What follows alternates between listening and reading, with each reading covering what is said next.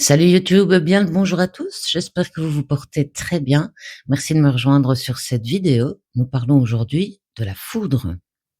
Alors personnellement, j'aime bien choisir ce genre de sujet qui paraît banal et anodin, et puis se rendre compte que quand on zoome dessus, il y a plein de choses intéressantes à découvrir. Et avec ce sujet, j'ai trouvé de quoi me mettre sous la dent. Cependant, il faut bien admettre que ce n'est pas le sujet le plus joyeux, mais j'espère quand même vous faire écarquiller des yeux au moins 3 fois et vous faire rire du nez au moins une fois. Comme toujours, les liens liés à mes recherches se trouvent en description et la vidéo est chapitrée pour votre plus grand confort.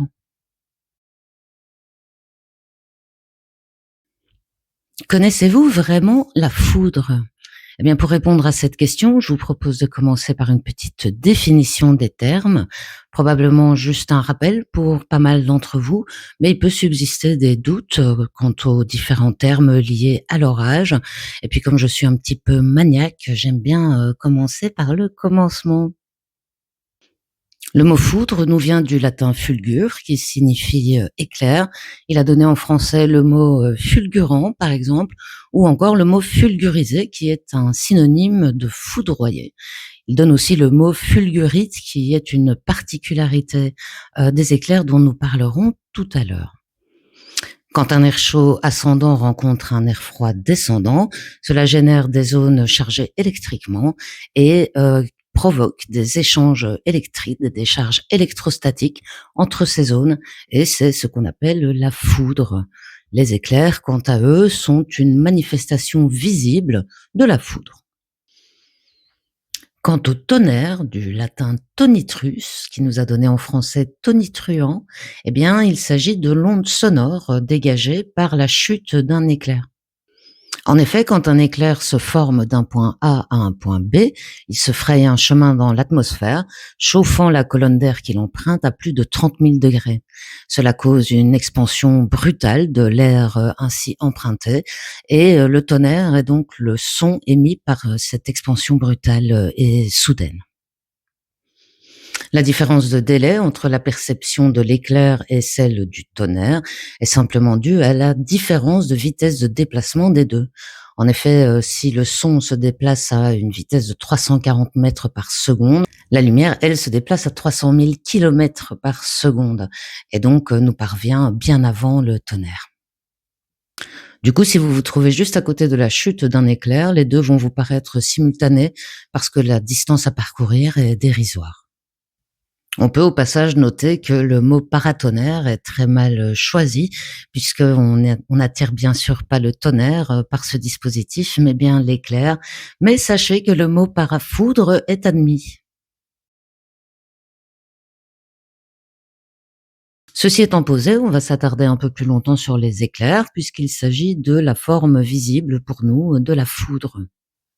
Il en existe des intranuageux, des internuageux, et puis des éclairs nuage-sol ou sol-nuage selon leur point d'origine. Les éclairs sont généralement associés à l'orage, bien qu'il puisse également exister des éclairs secs. Ils surviennent principalement dans des zones tropicales ou continentales, mais quasiment jamais au pôle. Leur couleur dépend de différents facteurs, notamment de la composition de l'atmosphère. Par exemple, l'oxygène donnerait apparemment des couleurs rouge-orangé. Les conditions climatiques rentrent aussi en jeu, puisque un temps pluvieux aura tendance à donner des éclairs plutôt rouges, la grêle plutôt bleue. Les poussières présentes dans l'atmosphère peuvent également donner des tons jaunes aux éclairs. Un temps sec donnerait plutôt des éclairs blancs. Ceci dit, pour moi qui vis en Belgique, les orages surviennent généralement par temps plutôt pluvieux, humides et venteux, et ils apparaissent en général blanc-jaune. Mais je n'ai toujours pas percé tous les mystères de la physique de la foudre. Sur Terre, on compte une moyenne de 50 à 100 éclairs par seconde. 90% sur des terres émergées. Je vous invite d'ailleurs à jeter un œil à cette vidéo des Slow Mo Guys qui m'avait pas mal impressionné à l'époque où elle était sortie et qui offre un vrai festival d'éclairs.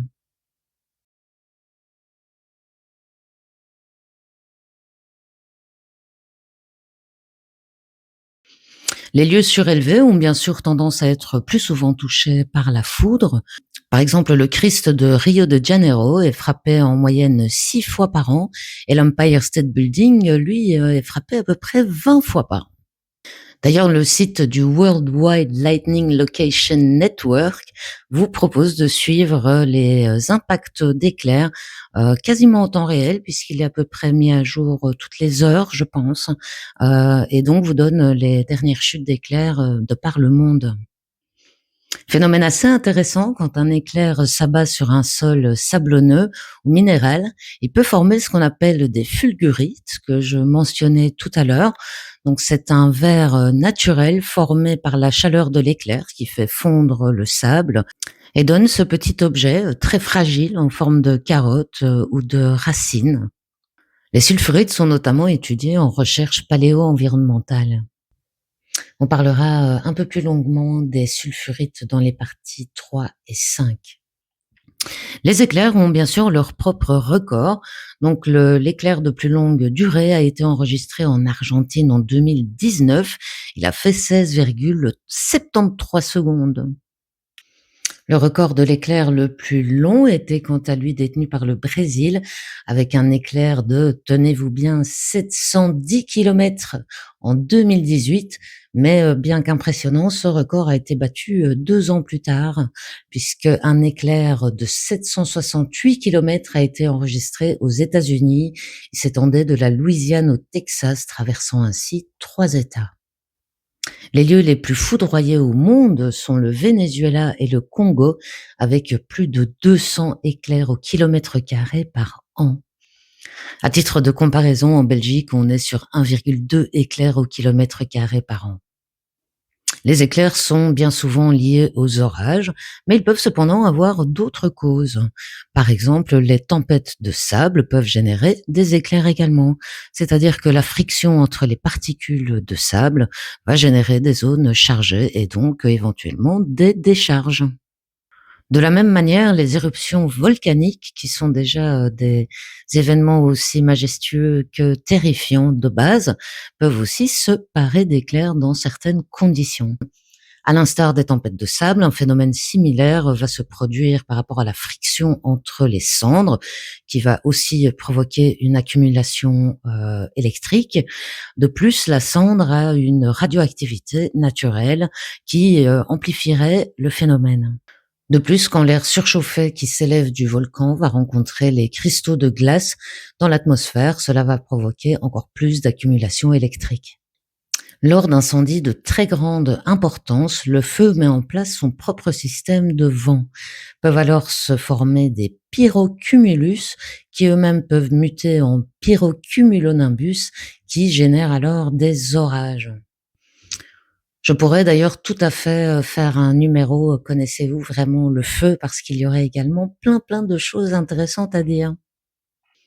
On pourrait penser que ces orages aideraient à combattre les flammes, mais malheureusement ce n'est pas du tout le cas, puisque ce sont des orages de faible intensité, mais la foudre et les éclairs que les orages génèrent peuvent créer de nouveaux foyers d'incendie. En dehors des éclairs traditionnels, la foudre peut adopter aussi des formes beaucoup plus rares et étranges.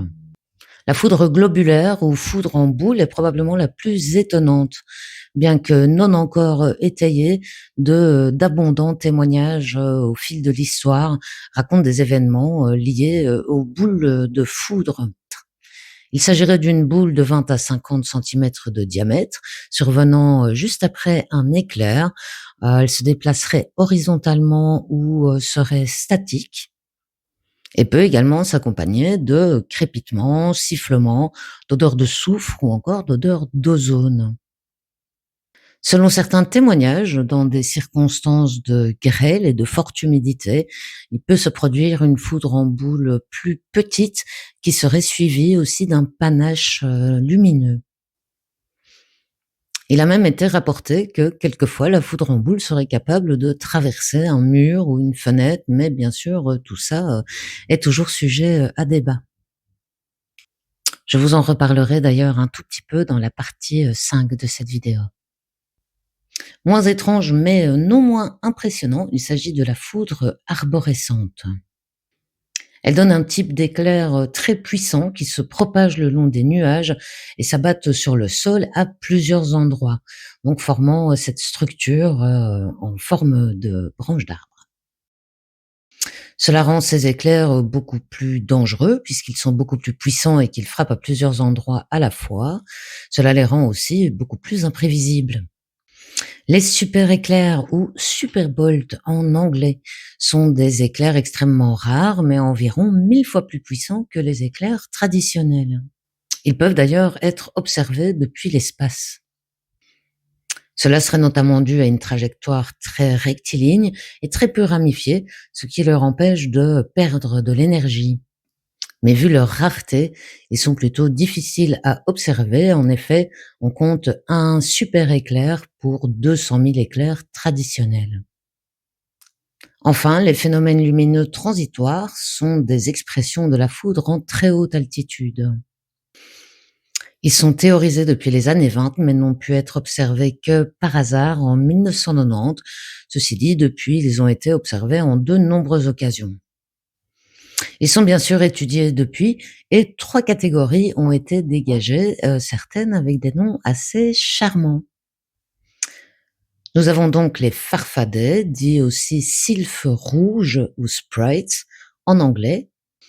Ce sont des éclairs en forme de méduse qui font 1 à 50 kilomètres de diamètre et se forment par groupes de 2 ou 3. Les elfes sont des disques lumineux, quelquefois teintés de rouge, qui accompagnent les éclairs. S'il y en a qui se posent la question, sachez que le mot elf ou elves en anglais est un acronyme que je trouve personnellement un petit peu tiré par les cheveux, puisqu'il s'agit de Emission of Light and Very Low Frequency Perturbation from Electromagnetic Pulse Source. Enfin, les jets, dont il existe encore plusieurs catégories, sont des halos bleus ascendants qui se forment au sommet des cumulonimbus. Ils sont souvent associés à la grêle. Mais la Terre n'a pas le monopole des éclairs puisqu'ils sont suspectés, voire observés ailleurs dans le système solaire, comme sur Mars, Vénus, Saturne ou encore Jupiter, dont la NASA nous offre ces très beaux clichés d'éclairs observés au pôle. Ce qui est tout à fait le contraire de ce qui se passe sur Terre, si vous vous souvenez, mais ceci dit, entre une petite planète tellurique et une géante gazeuse, on peut imaginer que les choses ne se passent pas de la même manière.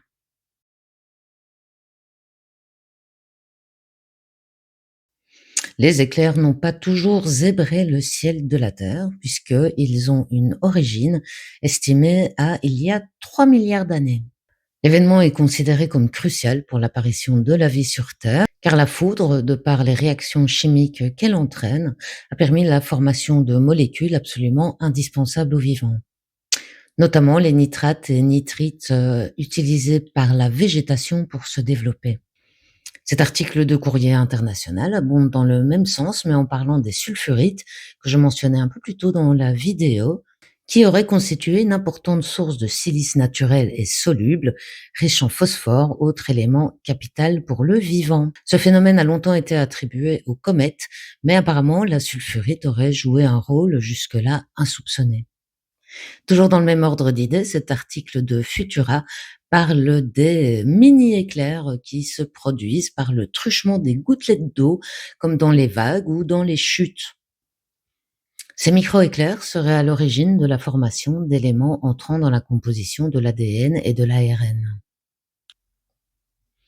Selon Science et Avenir, les éruptions volcaniques produisent également d'énormes quantités de nitrates et les éruptions volcaniques étant beaucoup plus fréquentes il y a 4 milliards d'années, cela pourrait aussi expliquer l'apparition du vivant. Étonnamment, les incendies causés à l'époque par les éclairs auraient eu de grands bénéfices sur l'évolution des plantes, d'une part en permettant l'émergence de nouveaux gènes et d'autre part en éliminant des menaces parasitaires. Alors je vous en conjure, n'allez pas pour autant allumer des incendies pour la cause écologique. Enfin, les éclairs auraient un effet épurateur sur l'atmosphère, réduisant les gaz à effet de serre comme le méthane ou le monoxyde de carbone. Petite info insolite que je tiens de Syllabus, merci à elle, sur un arbre absolument incroyable appelé Almendro ou Dipteryx oleifera. C'est un arbre des forêts tropicales d'Amérique centrale qui m'a complètement fait halluciner puisque lui s'épanouit grâce à la foudre. Comme il est très haut, il attire facilement la foudre, mais ça ne le dérange pas du tout puisque son bois est particulièrement conducteur, donc il ne subit à peu près pas de dégâts, mais par contre il en profite pour électrocuter les arbres alentours. Cela lui permet d'éliminer la compétition, ainsi d'avoir plus de ressources, plus d'espace, plus de lumière. En effet, les arbres foudroyés en général meurent dans les 2 ans. Cela lui permet également de se débarrasser d'une liane parasitaire. Mais ce n'est pas tout puisque, en outre, cela lui permet d'accélérer sa reproduction. Voilà donc un arbre bien guerrier et bien créatif. C'est bien beau de s'émerveiller sur la foudre, sa beauté, son importance écologique, et pourtant quand il s'agit de la rencontre entre la foudre et les humains, ce n'est pas la même chanson. Et à raison, puisque pour nous pauvres mortels, la foudre est une menace non négligeable. Bien que la foudre était bien utile pour nos ancêtres au balbutiement de la domestication du feu, puisqu'il a permis de nous chauffer, de nous protéger, de repousser des prédateurs, in fine de cuire nos aliments, ce qui a eu un rôle majeur dans le développement de notre cerveau. Mais la violence de ce phénomène peut également causer d'énormes dégâts. Comme vous l'avez vu avec le site de la World Wide Location Lightning Network, eh bien, les éclairs sont surveillés en tout temps vu leur dangerosité potentielle. On pense bien sûr au foudroiement. Sachez que nous avons une moyenne de 1 chance sur 1 million d'être foudroyés. Cela représente quand même 20 000 personnes de par le monde chaque année. Mais les différentes régions du monde ne sont pas exposées de la même manière. De plus, selon le professeur Bouquenaud de l'université de Mons, il y a près de 68 paramètres qui entrent en jeu quand il s'agit de savoir si on a des chances de se faire foudroyer ou pas. Ces paramètres englobent par exemple la taille de l'individu, sa localisation, l'environnement, mais aussi sa tenue vestimentaire, si ses vêtements portent des parties métalliques ou pas, etc. En France, par an, il y a une moyenne de 100 à 200 personnes foudroyées, 10% perdent la vie et 70% conservent des séquelles. Les blessures causées par le foudroiement vont des brûlures au 1er, 2e degré, brûlures de la cornée, tympan rompu, confusion mentale, paralysie, amnésie, arrêt cardiaque. Certaines personnes peuvent aussi présenter des figures de Lichtenberg, qui sont des motifs en forme de fougères ou d'éclairs qui marquent la peau pendant quelques heures, voire quelques jours après le foudroiement. Ce serait dû à la rupture des capillaires sanguins lors de l'impact. Les figures de Lichtenberg peuvent apparaître sur d'autres surfaces foudroyées, comme les sols, et sont même utilisées en gravure sur bois. Alors attention, ceci dit, c'est très stylé, mais il y a quand même des risques d'incendie liés à cette pratique, donc s'il vous plaît, soyez prudents. N'électrocutez pas des trucs. Mais pourquoi la foudre ne tue-t-elle pas toujours? Cet article de Futura parle de l'arc de contournement qui se produirait dans la plupart des cas de foudroiement. C'est-à-dire que l'humidité de la peau, due à la sueur ou à la pluie, forme un chemin plus court à emprunter pour la foudre que le corps humain, et donc la foudre peut emprunter ce chemin d'eau plutôt que de passer par l'organisme de la personne foudroyée. Mais des accidents plus extrêmes peuvent survenir, comme en 1975 au Zimbabwe, 21 personnes avaient trouvé refuge dans une cabane qui fut foudroyée, les terrassant tous. Pire encore, en Égypte, en 1994, la foudre a provoqué une accumulation de dégâts, puisqu'elle a touché des réservoirs de pétrole qui se sont répandus dans la ville en étant enflammés. Cette catastrophe a causé 469 victimes. Bien sûr, les animaux sont logés à la même enseigne, comme le montre cet incident survenu à Manitoba, au Canada, en 1932, alors que 52 oies rôties se sont abattus sur le sol. Les animaux avaient été foudroyés tandis qu'ils volaient en formation au-dessus de la région. Ils ont ensuite été distribués à la population pour être dégustés. Selon certaines études, la plupart des incidents liés à la foudre pourraient être évités avec une meilleure information.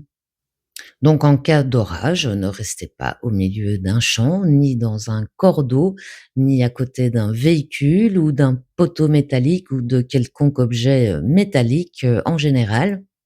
Ne restez pas en hauteur, ne faites ni vélo ni moto, hein, ce sont également des véhicules métalliques. Abritez-vous dans un endroit clos, n'utilisez pas d'appareil électrique. Attention également que les accidents peuvent être dus au contact avec un objet foudroyé. En cas d'accident, si la victime respire, mettez-la en PLS. Si elle ne respire pas, effectuez un massage cardiaque et dans tous les cas, appelez immédiatement les secours. Celui qui en sait quelque chose, c'est le recordman Roy Sullivan qui fut foudroyé 7 fois dans sa vie. Ce record est impressionnant, mais son histoire est plutôt triste puisque ça lui a vraiment rendu la vie impossible. Garde forestier américain né en 1912, il travaillait dans le parc national de Shenandoah en Virginie. Mais à cause de ces foudroiements à répétition, petit à petit, les gens ont commencé à l'éviter et lui-même a fini par s'isoler, plein d'anxiété et effrayé par les nuages d'orage. Il faut dire qu'apparemment même son épouse avait été foudroyée tandis qu'elle étendait le linge avec l'aide de son mari. Elle s'en sortit indemne, mais finira tout de même par le quitter.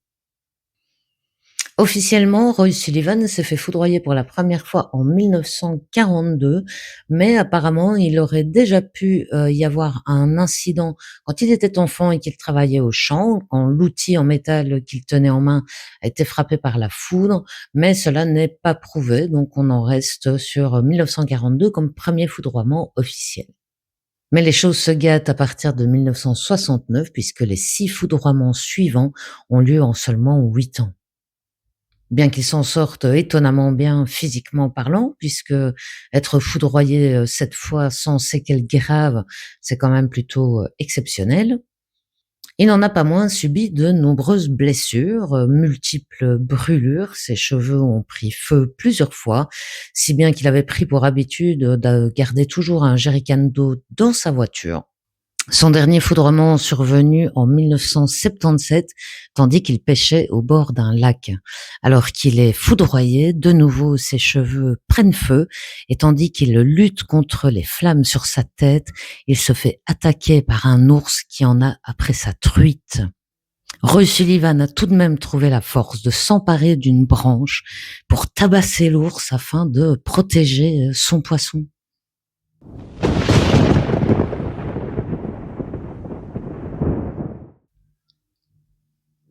Il y a des gens quand même, ils vivent de ces trucs. Dû à son métier, c'était sa 22e rencontre avec un ours. Il finira par sauter la vie en 1983 à l'âge de 71 ans. J'ai cherché une explication à cet acharnement céleste envers Roy Sullivan, mais je n'ai pas vraiment trouvé d'explication. Du coup, j'ai demandé à une IA ce qu'elle avait à dire sur le sujet. Elle m'a répondu que Roy Sullivan était d'assez grande taille, il mesurait 1,85 m, que la région dans laquelle il travaillait était sujette aux orages fréquents. Mais personnellement, je trouve ça un petit peu léger comme explication. Et bien franchement, j'espère que tous les gardes forestiers de plus d'1,85 m ne se font pas foudroyer tous les 2 ans. Elle m'a aussi répondu que peut-être il était simplement malchanceux. Et c'est vrai que quelque part, Roy Sullivan était à la fois l'homme le plus chanceux et le plus malchanceux. Il a bien sûr sa place dans le Guinness Book des records. Un personnage du film Benjamin Button est également inspiré de Roy Sullivan. Comme on étudie les éclairs, on étudie aussi bien sûr des manières de se prémunir contre les chutes d'éclairs. Et la technologie avance sur le sujet. Par exemple, la technologie Terawatt semble assez prometteuse. Il s'agit d'un système de laser qui peut être couplé à des paratonnerres traditionnels pour augmenter l'amplitude de la protection qu'ils offrent. Ce dispositif envoie de brefs mais puissants lasers vers le ciel, frayant ainsi un chemin que la foudre peut emprunter. Ce dispositif est pensé pour protéger de larges infrastructures comme des aéroports et a été testé efficacement en Suisse puisque couplé à un paratonnerre traditionnel, il a fait passer le diamètre de la zone de protection de 120 mètres à 180 mètres.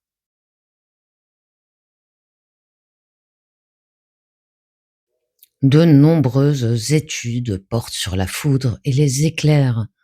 Certains plongent littéralement dans le cœur du sujet en volant à l'intérieur des nuages d'orage avec des avions bardés de détecteurs en tout genre pour pouvoir observer les conditions réelles à l'intérieur de la tempête et de pouvoir étudier des paramètres précis. Les éclairs peuvent également être reproduits en laboratoire pour toutes sortes d'analyses. Je vais vous citer cette recherche de Antonio Pavao et Gerson Paiva qui ont réussi à recréer de la foudre en boule en laboratoire. Alors il s'agit de petits spécimens, mais c'est quand même assez impressionnant. Et retenez bien, les amis, que si vous travaillez dans un laboratoire, ne portez pas de tongs.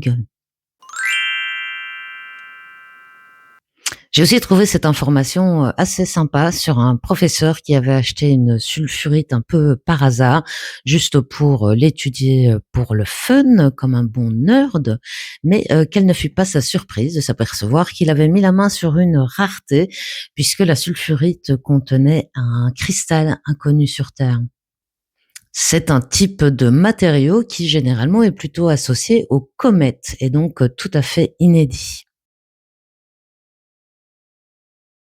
Pour terminer sur une touche un peu plus légère, vous allez voir que les éclairs se frayent également un chemin en art.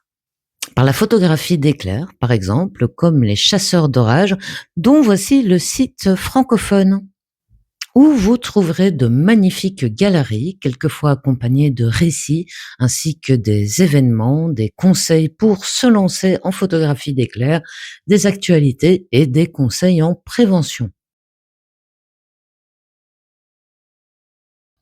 En land art, on trouve cette œuvre de Walter De Maria nommée The Lightning Field, qui est installée au Nouveau-Mexique depuis 1977.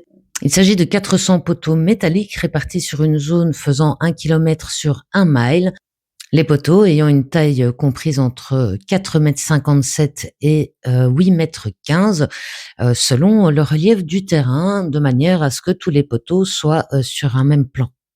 L'œuvre attirerait une soixantaine d'éclairs par an, principalement pendant la saison des pluies, en août et en septembre. Elle est gérée par la fondation DIA, qui a commandé l'œuvre à la base. Le camping est interdit dans la zone et on peut imaginer pourquoi, mais sachez que DIA propose des nuitées sur le site. Donc, une nuitée coûte 300 $ par adulte et 100 $ pour les moins de 18 ans ou les étudiants. Et si vous avez de la chance, vous arriverez au bon moment et vous aurez l'occasion de voir de jolies décharges.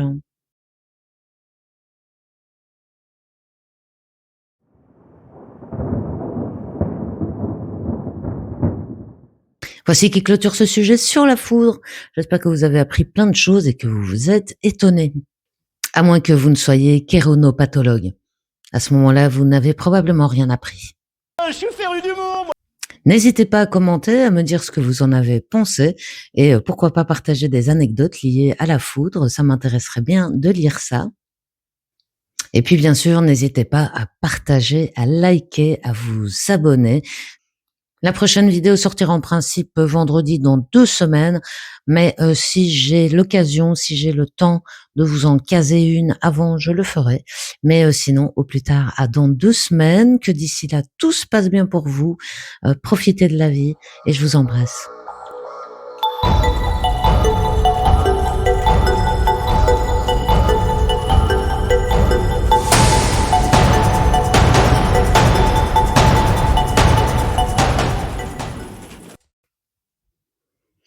Phénomène assez particulier, la chute d'un éclair sur un sable sablonneux. Oui, souvent le sable, c'est sablonneux, c'est vrai.